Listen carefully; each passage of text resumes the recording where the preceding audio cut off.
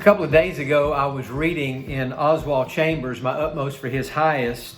In fact, if you have this book, I would encourage you to go to April the 23rd. That was the reading that I did on a couple of days ago, and it was talking about burnout and how to avoid burnout in your life. Now, he was writing this devotional specifically for Christian ministers, but it would apply to anybody.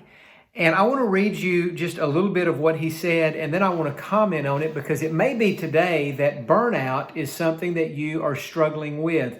Here's what Oswald said, and he never used the word burnout in this devotional. I don't think he did. Maybe he did. But nonetheless, this is what he's talking about.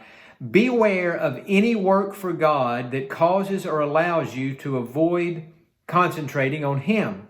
A great number of Christian workers worship their work.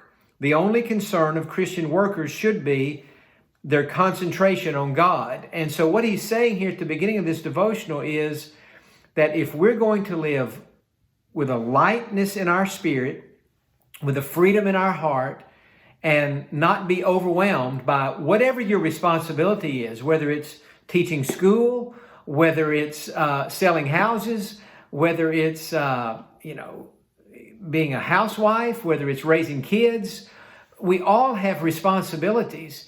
And what Oswald is saying is you have to fulfill your responsibilities, but if you just focus on your responsibilities, you're going to be in trouble. He said this, a worker who lacks this seriousness, controlling emphasis of concentration on God is apt to become overly burdened by his work. So in other words, if I wake up on a given week and say, okay, this week I've got to do this.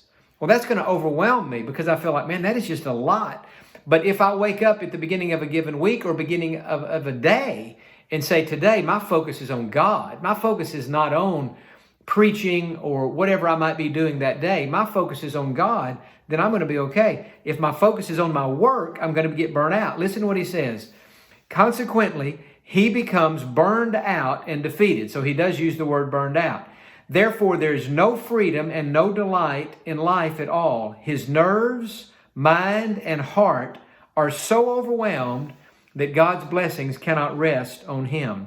But the opposite case is equally true. Once our concentration is on God, all the limits of our life are free and under the control and mastery of God alone. Now, here's the thing I wanted to emphasize today. There's no longer any responsibility on you for the work.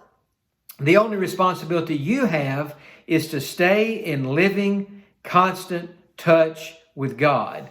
And so if we focus on our work, our responsibilities, you could be in school, you could be a college student, and you could say, man, I've got 3 tests, I've got 4 research papers that are due, I've got a presentation I have to give, plus on top of that, I've got to work after I get off out of school at night. It will overwhelm you. But if you put your focus on God and say, God, now today I've got a lot to do, certainly, but God, I'm not going to focus on that. I'm not going to get stressed out about that. I'm going to focus on you.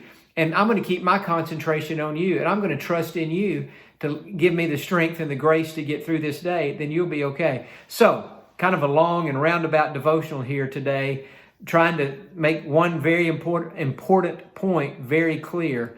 And that is, if you will concentrate on God, focus on Him, you're going to be okay. If you don't, you're going to get burned out. Focus is a very powerful thing. If you take light and focus that light has power. Whereas if you disperse the light doesn't have as much power. So what we want to do with our thoughts and with our mind, certainly, and with our heart and with our faith, we want to focus on God and keep our focus on Him. And if we'll do that, we're going to have a lightness in our spirit and we won't be overwhelmed and we won't get burned out. And so today, focus on God, not the 28 things you've got to do before you go to bed tonight. Have a great day.